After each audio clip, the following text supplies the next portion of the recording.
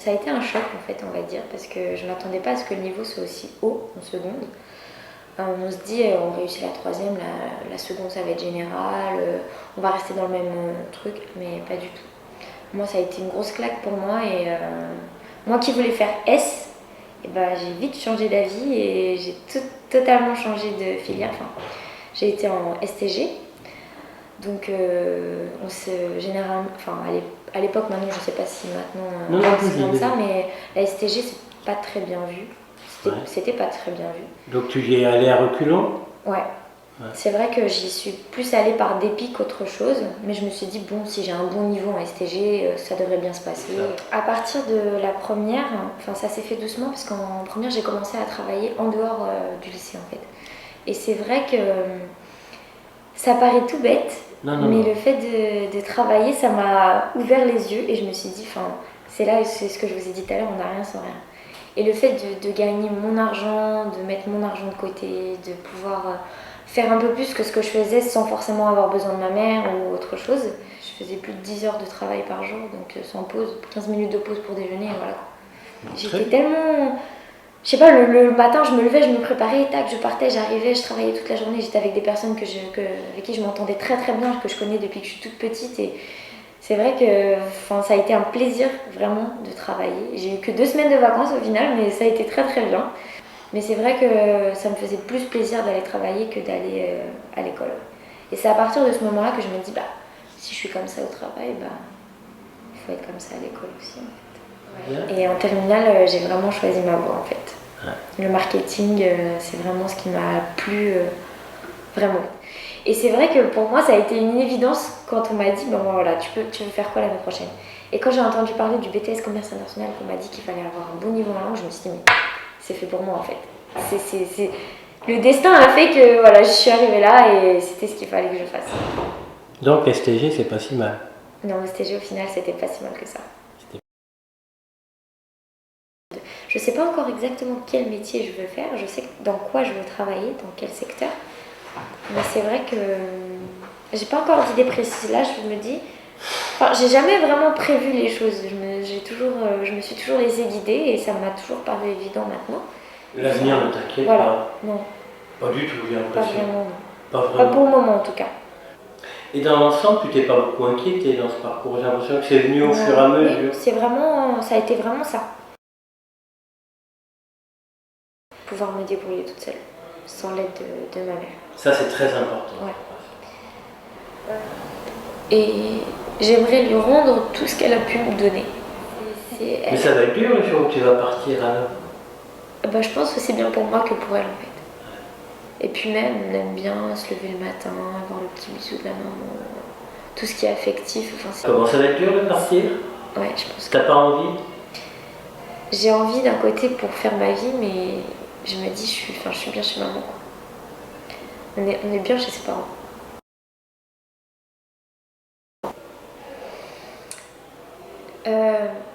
Oui, énormément. Parce que déjà en première année de BTS, je suis partie 3 mois à l'étranger et j'ai dû rentrer un week-end pour voir. Je suis venue 4 jours. Parce que c'était trop dur? Ouais.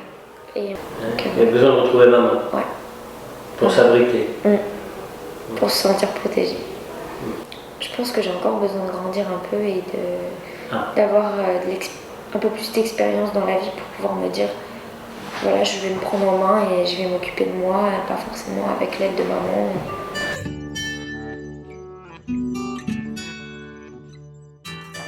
Ça a d'abord été une vraie réussite ce CAP alors? Mais ça a été vraiment, ça a été vraiment une réussite. Ça a été dur quand même parce qu'il a fallu batailler. Mais j'ai pu arriver à mes fins en ayant mon CAP. Ouais. Parce que tu avais des difficultés aussi. J'avais des difficultés, oui, dans certaines matières. Ça dépendait des chapitres, des matières aussi. Bon, il y a des moments où j'arrivais à avoir quand même des mauvaises notes. Bon, bien sûr. Alors, ce que tu as vécu à Londres a été important pour ça, j'ai l'impression aussi. Ben oui, ça m'a beaucoup aidé parce que ça m'a remotivé. Qu'est-ce qui t'a remotivé? Ben, ce qui m'a remotivé, c'est de voir le sport, la motivation des athlètes, je me suis dit, bon, eux, ils arrivent à se motiver pour le sport à fond. Moi, je peux me motiver pour justement pour avoir mon BEPA. Mais pourquoi tu veux avoir un BEPA? Tu as un vrai projet, je crois. Moi, je veux avoir mon BEPA parce que je veux pouvoir rentrer dans la vie professionnelle et puis pouvoir travailler dans les espaces verts. Hein, parce que petit à petit, en ayant été en stage, enfin j'y suis toujours, mais en faisant une semaine à l'école et 2 semaines en stage à la ville de Reims, ça me motive parce que je me dis que je veux y aller à fond et puis que je veux rentrer en tant que titulaire à la ville de Reims par la suite. Hein. C'est un projet que dès le début j'aimerais bien pouvoir, dès que je vais avoir fini mes diplômes, là, pouvoir rentrer à la ville de Reims. Hein. Parce que c'est motivant d'entretenir les jardins, tout ça. Ça me passionne, je suis heureux toute la journée. Et puis bon, tu aimes la nature, tu m'as dit. Oui, j'aime la nature. Tu as même un projet encore plus ambitieux, tu m'as dit. Oui, c'est de devenir berger dans les montagnes. Il n'y a pas beaucoup de montagnes à Reims quand même. Non, justement, à la base, ça a commencé. C'est comme je pars tous les ans au ski au mois de février, depuis mon plus jeune âge. Hein, depuis mon plus jeune âge, j'ai toujours été sur les skis, tout ça. Et puis ça m'a toujours passionné de voir le paysage, les montagnes. Je me suis toujours dit, moi, plus tard, c'est ici et c'est là-bas que je veux aller vivre. Et c'est ce qui te donne du courage quand c'est difficile? Oui, ça me donne du courage, ça me fait rêver. Hein, je me dis, bon... Tu rêves? Oui, parce que... C'est important de rêver. C'est important, oui, ça aide aussi. Hein. Ça aide. Hein. Ça aide. Ça aide beaucoup parce que on se dit, bon, et si je pouvais exaucer mon rêve en essayant de faire ça. Il y a un soir où, quand j'ai eu mes notes d'un contrôle de maths, j'ai failli avoir 0. Le prof il m'a juste mis 1 parce qu'il y avait un point sur la propreté du travail, la présentation. Et on en a parlé un peu quand même. Il m'a dit, oui, il dit, c'est pas grave, il dit, si t'as pas tombé pas, c'est tout, hein, tu redoubleras ta seconde et puis tu feras 3 ans. Et je dis non, non, ça m'intéresse pas. Et je dis, moi, je veux juste faire mes 2 ans. Je dis, je me suis déjà fait un plan dans ma tête, à calculer avec mes âges. Ah oui, je sais que, par exemple, mes études, je les aurais finies à 20 ans. Et je vais tout faire pour avoir fini à 20 ans. Faire que mes 2 ans. Et pas 3 ans. J'ai pas envie de redoubler. Si, parce que j'ai eu depuis quelque temps une espèce de, je dirais pas une révélation, mais un petit peu, mais quelque chose qui m'a dit que c'était ça. Parce que en vrai, je me suis rendu compte que je me posais beaucoup de questions, beaucoup trop, et que j'en posais tellement que j'étais perdue, je savais pas où aller.